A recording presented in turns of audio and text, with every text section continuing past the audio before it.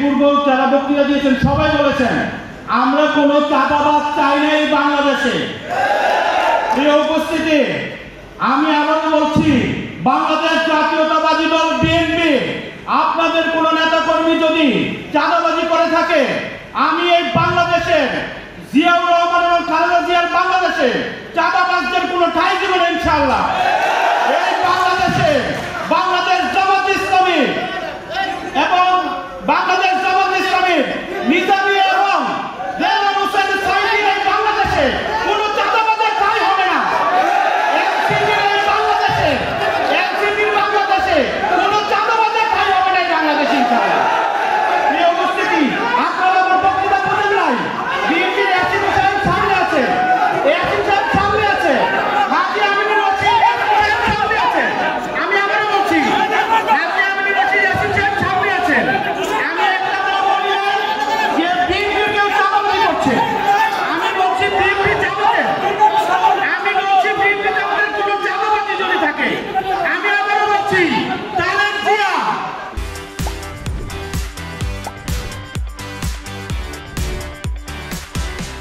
বেগম খালেদা জিয়া এবং জিয়াউর রহমানের বাংলাদেশের কোনো চাঁদাবাজি হবে না।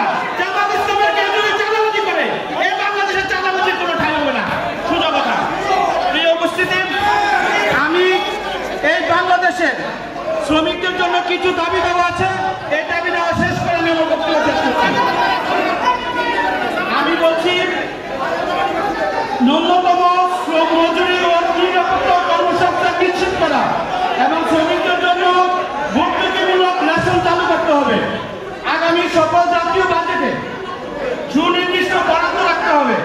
শ্রমিকদের জন্য সামাজিক সুবিধা ও সামাজিক নিরাপত্তা নিশ্চিত করতে হবে। গার্মেন্টস শ্রমিকদের ট্রেড ইউনিয়ন সহ সকল শ্রমিকদের শ্রমিক ইউনিয়ন চালু করতে হবে। নারী শ্রমিকদের মাতৃত্বকালীন ছুটি বাধ্যতামূলক করতে হবে।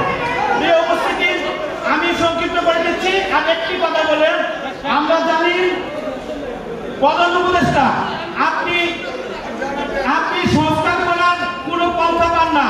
আপনাকে সংস্কার করার জন্য বারবার বলা হচ্ছে আওয়ামী লীগ নিষিদ্ধ করেন।